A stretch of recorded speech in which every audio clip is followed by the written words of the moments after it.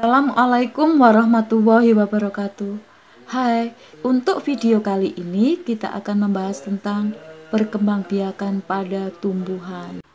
Proses perkembangbiakan pada tumbuhan itu ada dua cara, vegetatif atau aseksual dan generatif atau seksual.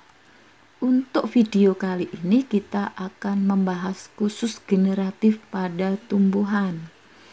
Pada prinsipnya, generatif pada tumbuhan itu perkembangbiakannya melibatkan alat reproduksi atau alat kelamin. Nah, alat reproduksi pada tumbuhan itu berupa bunga. Kemudian ada peristiwa fertilisasi atau peleburan gamet.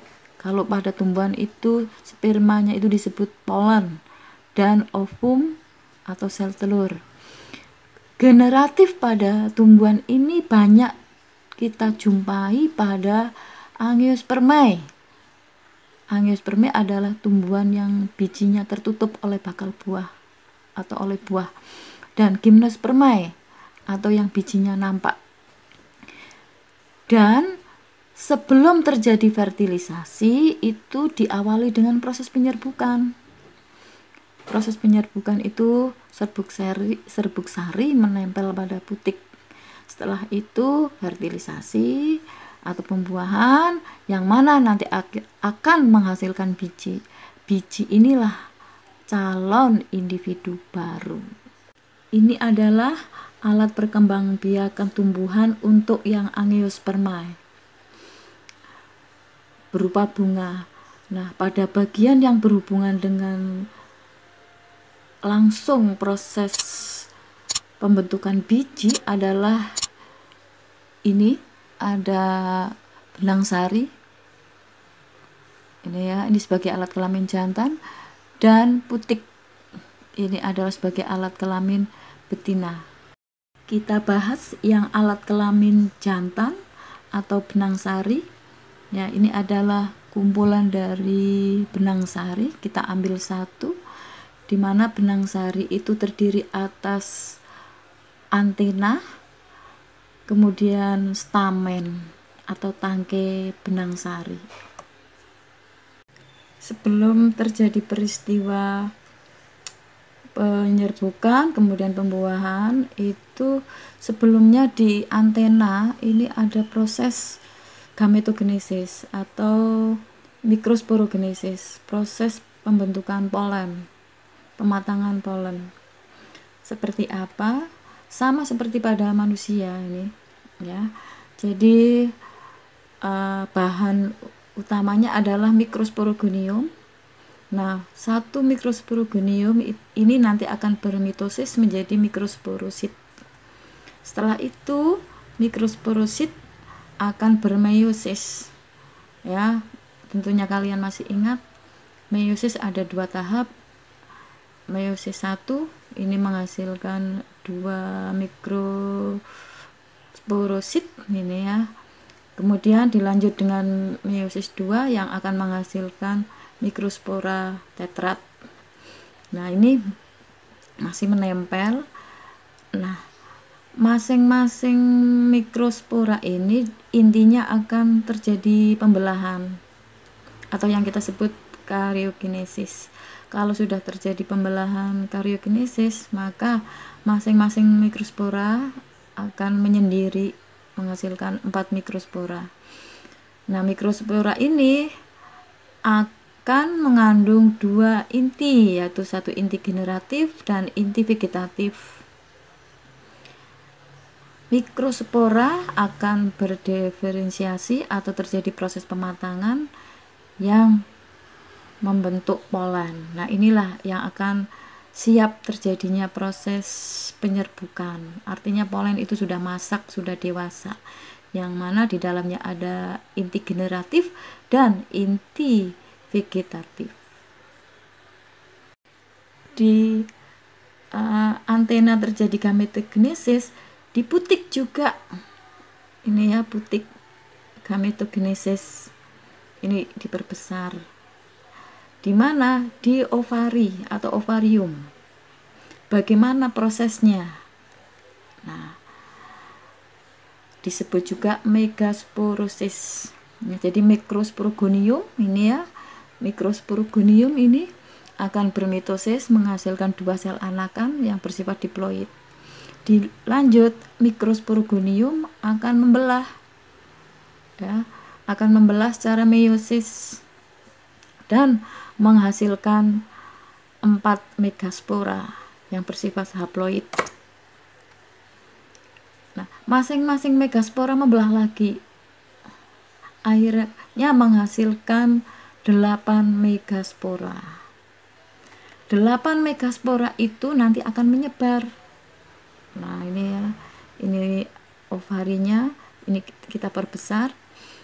3 membentuk 3 antipoda, kemudian 3 megaspora akan ke bawah di sini, 1 membentuk sel telur, 2 ini sebagai pendamping atau disebut 2 inti sinergit, yang 2 ada di tengah disebut 2 polar nukleus ini, atau 2N inti kandung lembaga yang ini.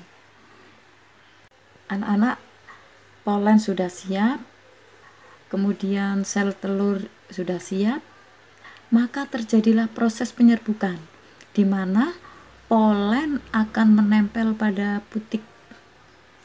Ya, ini proses penyerbukan. Selanjutnya polen akan tumbuh menjadi bulu serbuk sari. Ini akan memanjang ke sini, nak. Nah, inti sel generatif membelah menjadi 2. Inti vegetatif ini sebagai penunjuk jalan inti generatif untuk menuju ke ovari. Ini ya. Jadi ini adalah inti generatif sebagai penunjuk. Nah, 2 inti generatif ini kalau sudah sampai di ovari, 1 akan membuai sel telur yang nantinya akan menghasilkan zigot, dan 1-nya akan membuai inti kandung lembaga yang menghasilkan endosperm. Kalau di dalam ovari sudah ada zigot, sudah ada endosperm, maka kita sebut biji. Nah, pada saat di sini terjadi pembuahan ya atau fertilisasi, itu diiringi dengan proses pematangan atau pembentukan bakal buah menjadi buah. Ini. Jadi seiring dengan adanya terbentuk biji, bakal buah sudah membentuk buah yang menutupi biji ini. Maka pembuahan ini terjadi pada biji tertutup, karena bijinya tertutup oleh buah. Ini ya, tertutup oleh buah. Ini. Pembuahannya berapa kali? Tadi ada pembuahan dengan sel telur dan pembuahan dengan inti kandung lembaga.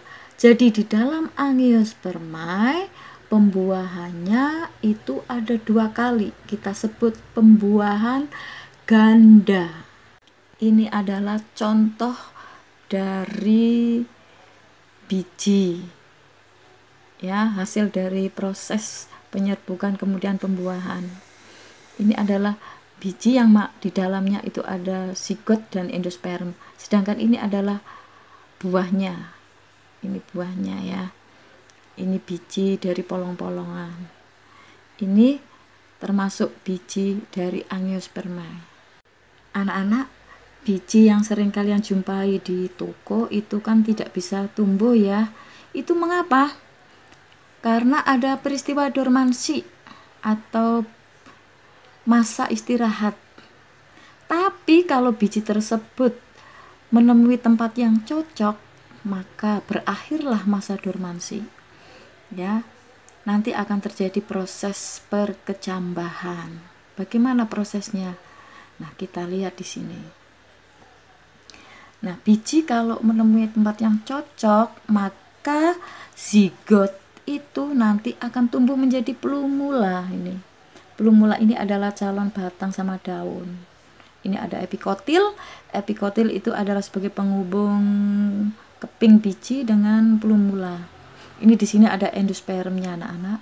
Untuk apa? Endosperm adalah untuk makanan zigot ini, ya, calon batang dan calon daun ini, sampai nanti terbentuk akar. Ini mewakili untuk kelompok dikotil, yang monokotil juga. Nanti ada radikula. Radikula itu adalah proses pembentukan akar. Kalau akar sudah muncul, ya, lambat laun endosperm ini akan habis anak-anak. Ini ya, ini siap nanti akan dipindahkan ke lingkungan yang asli, yaitu ke tanah, untuk tumbuh menjadi individu baru. Anak-anak, pada awal mau masuk proses pembuahan itu kan ada proses penyerbukan ya. Nah, pada tumbuhan itu proses penyerbukan ada berbagai macam. Pertama, berdasarkan adanya asalnya serbuk sari. Kalau serbuk sari dalam proses penyerbukan itu berasal dari satu bunga, maka dikatakan penyerbukan sendiri. Yang kedua, dari bunga lain tapi dalam satu tanaman, kita sebut penyerbukan tetangga. Kemudian dari bunga, ya, tapi dari tanaman lain, bukan satu tanaman, kita sebut penyerbukan silang. Ada lagi dari tanaman lain tapi jenisnya beda, kita sebut bastar. Jadi proses penyerbukan berdasarkan asalnya serbuk sari ada 4. Penyerbukan sendiri atau kita sebut autogami, penyerbukan tetangga atau getogami, penyerbukan silang atau alogami, dan bastar. Yang berikutnya anak-anak adalah proses penyerbukan berdasarkan sampainya serbuk sari ke putik. Itu ada secara alami dan ada secara buatan. Yang alami itu penyerbukan yang dibantu dengan angin, hewan, air. Kalau buatan itu penyerbukan yang dibantu oleh manusia. Nah, anak-anak, untuk penyerbukan oleh angin ini biasanya bunganya tidak menarik. Jadi karena tidak menarik, maka tidak ada serangga yang mau membantu penyerbukan, maka dibantu dengan angin. Nah, ciri-cirinya bagaimana? Tidak berwarna, tidak menarik, tidak punya kelenjar madu, serbuk sarinya banyak. Ya, ini untuk mengantisipasi karena penyerbukannya melalui angin. Jadi proses penyerbukan bisa berlangsung. Ringan karena dibantu oleh angin. Kepala sarinya besar, tangkinya panjang supaya mempermudah tertiup oleh angin. Itu. Ini contoh pada bunga kelapa, jagung, dan kelompok rumput. Sedangkan yang dibantu oleh hewan ini bunganya menarik, kelopaknya berwarna-warni, kemudian ada aroma bau harum, kemudian punya kelenjar madu, itu yang pasti. Serbuk sarinya berlendir, lengket. Ini tujuannya adalah supaya serbuk sari yang terbawa oleh hewan itu bisa sampai ke putik. Mengapa? Karena putiknya ini agak ke dalam biasanya kalau yang dibantu oleh hewan. Tuh. Nah, ini adalah penyerbukan yang dibantu oleh air. Tentu saja tanaman yang hidup di air, contohnya adalah hidrilla. Kalau yang di anak-anak, untuk materi tentang reproduksi pada tumbuhan, kalian sudah dapat apa itu yang namanya penyerbukan, sampai berlangsung pembuahan, sampai akhirnya menghasilkan biji. Nah, biji untuk bisa tumbuh menjadi individu baru itu ternyata penyebarannya melalui beberapa macam anak-anak. Ada yang melalui angin atau yang kita sebut anemokori, ada yang melalui air atau hidrokori, dan melalui hewan zookori atau melalui manusia Anthropori. Bantu oleh manusia itu panili anak-anak. Demikian anak-anak tentang materi reproduksi pada tumbuhan. Mudah-mudahan bermanfaat untuk kalian. Terima kasih. Wassalamualaikum warahmatullahi wabarakatuh.